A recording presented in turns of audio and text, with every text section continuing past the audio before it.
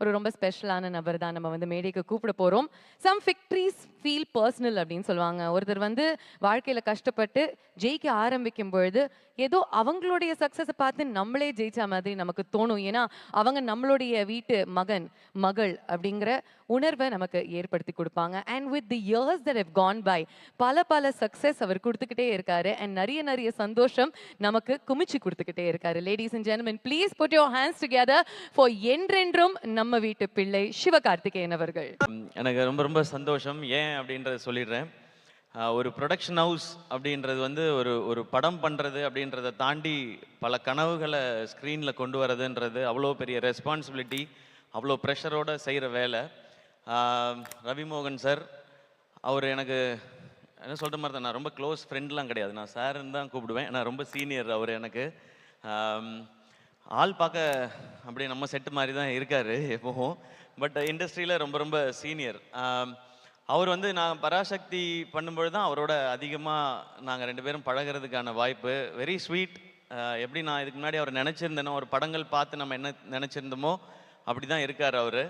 And இந்த ஃபங்க்ஷனுக்கு வரணும் அப்படின்னு சொல்லி கால் பண்ணது, இன்வைட் பண்ணது மட்டும் இல்லாமல் அதை ரிமைண்ட் பண்ணார் நேற்று கூப்பிட்டு. கண்டிப்பாக வந்துடணும் ப்ரோ நீங்கள் அப்படின்னு சொன்னார். நான் கண்டிப்பாக வரேன் சார் அப்படின்னு சொல்லிட்டு வந்தேன் நான்.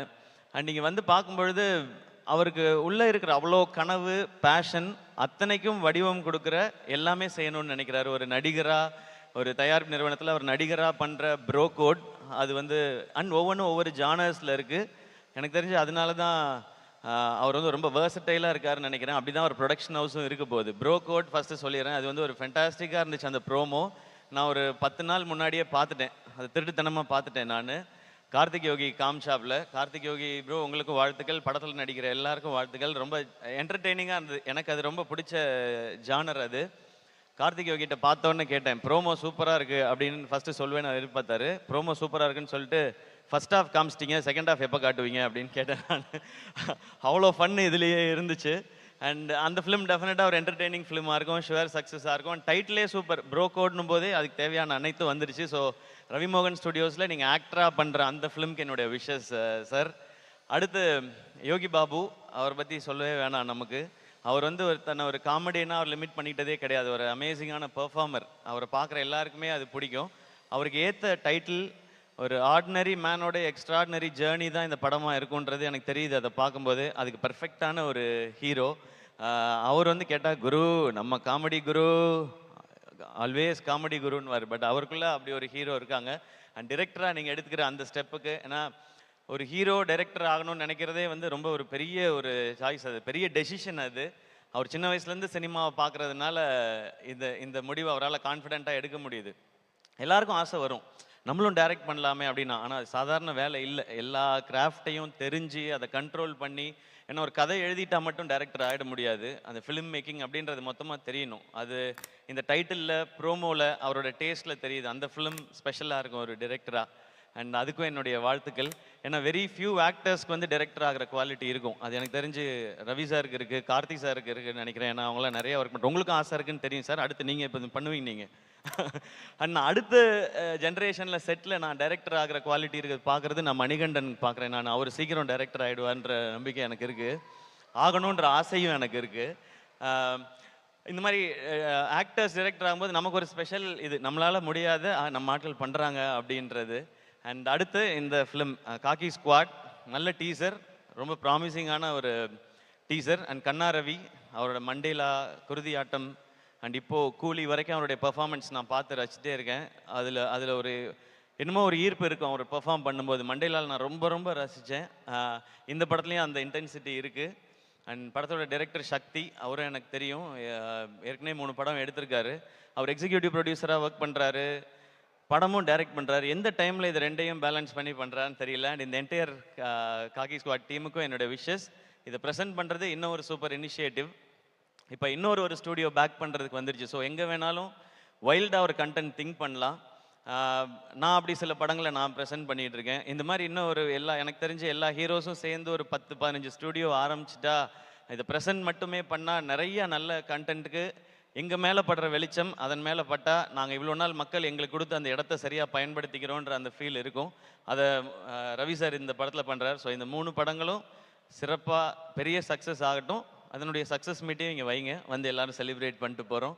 ஏன்னா அதுவும் ரொம்ப முக்கியம். அது நடந்தால் தான் இது கம்ப்ளீட் ஆகும்னு நான் நம்புகிறேன். அண்ட் தேங்க்யூ என்னை இங்கே இன்வைட் பண்ணதுக்கு சார், வெரி ஸ்பெஷல். அண்ட் இன்னும் ரொம்ப சந்தோஷம் உங்களையும் ஜெனீலியா மேமையும் அந்த இதில் பார்த்தது. எனக்கு உங்களை ரொம்ப ரொம்ப பிடிக்கும் ஜெனீலியா மேம். சார் பிடிக்கும் sir. Ritesh sir, I like sir, don't mistake sir. Sir you have to like sir. And அந்த படம் ரொம்ப ஸ்பெஷல். நான் காலேஜ் படிக்கும்போது 2-3 தடவை அந்த படத்தை பார்த்துருக்கேன் நான். ஸோ அதை இந்த ஸ்டேஜில் பார்த்ததும் ஒரு நல்லா இருந்துச்சு. அது ஒரு நாஸ்டாலஜிக் ஃபீலாக இருந்தது. அண்ட் நீங்கள் 2 பேரும் திரும்ப சேர்ந்து ஒரு படம் பண்ணோம் ரவி சார், சீக்கிரம். அண்ட் ரொம்ப சந்தோஷம். அண்ட் இந்த டீம் இதுக்கு பின்னாடி ஒர்க் பண்ணிட்டு இருக்க அத்தனை பேருக்கும், ஐ திங்க் ஷாம் இங்கே இருக்கான்னு நினைக்கிறேன். ஷாம்க்கு எல்லாருக்கும் என்னுடைய பெஸ்ட் விஷஸ். ஷாம் வந்து என் கூட அதீத் இதில் ஒர்க் பண்ணவன். சாரி அவன் சொல்கிறேன், அவர் வந்து சிஓஓவாக இருக்கார்ல sir. Sir COO Sham sir, உங்களுக்கு என்னுடைய best wishes sir. Yes sir. எல்லாருக்கும் பெஸ்ட் விஷஸ். இது சூப்பராக வரும், எனக்கு ரொம்ப சந்தோஷமாக இருக்குது. அண்ட் எல்லா டைட்டில்லையும் ஒரு பாசிட்டிவ் இருக்குது, ஒரு கமர்ஷியல் வேல்யூவும் இருக்குது அதில். அண்ட் காசு ரொம்ப ரொம்ப முக்கியம் ப்ரொடியூசருக்கு, அது நிறையவே கிடைக்கணும், அதான் என்னுடைய ஆசை. இல்ல அந்த கடைசி விஷயம் சொல்லும்போது மட்டும் எப்படி சொல்றீங்க பாத்தீங்களா, எவ்வளவு ஃபீல் பண்ணிட்டு சொல்றீங்க. ஒரு அனுபவம் வலி வேதனை நிறைய இருக்குது.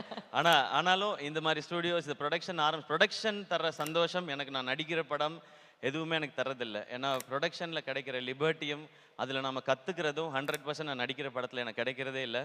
நான் இப்போ கூட நெக்ஸ்ட் ஒரு ஃபிலிம் ஒன்று ப்ரொடியூஸ் பண்ணியிருக்கேன். அந்த படத்தை எடிட் பண்ணி அவுட் பார்க்கும்போது அன்றைக்கி நைட்டில் எனக்கு தூக்கமே வரல. அதுதான் எனக்கு தெரிஞ்சு ஒரு அம்மாவுக்கு இருக்கிற ஃபீல் வந்து கிட்டத்தட்ட அது ப்ரொடியூஸ் பண்ணி ஒரு ப்ராடக்டை வந்து நல்ல ப்ராடக்ட் எடுத்து பார்க்கும்பொழுது அந்த ஃபீல் அது டெஃபினட்டாக இருக்குது. அது நிறைய பேர் சொல்லி கேட்டிருக்கேன், அதை நான் அனுபவிச்சதுனால சொல்கிறேன். ப்ரொடக்ஷன் சூப்பர், அதை இன்னும் நிறையா பண்ணணும். இங்கே எல்லாம் பயமுறுத்தி வச்சுருக்குறாங்க. ரவி சார், உங்களுக்கு முன்னாடி நான் ப்ரொடக்ஷன் ஆரம்பித்ததுனால அதில் மட்டும் நான் கொஞ்சம் சீனியர். நீ எனிதிங் என்ன நீங்கள் கேட்கலாம், என்னுடைய அனுபவங்களே நீங்கள் பகிர்ந்துக்கலாம். உங்கள்கிட்ட இருக்க மற்ற அனுபவத்தை நான் பகிர்ந்துக்கிறேன் சார்.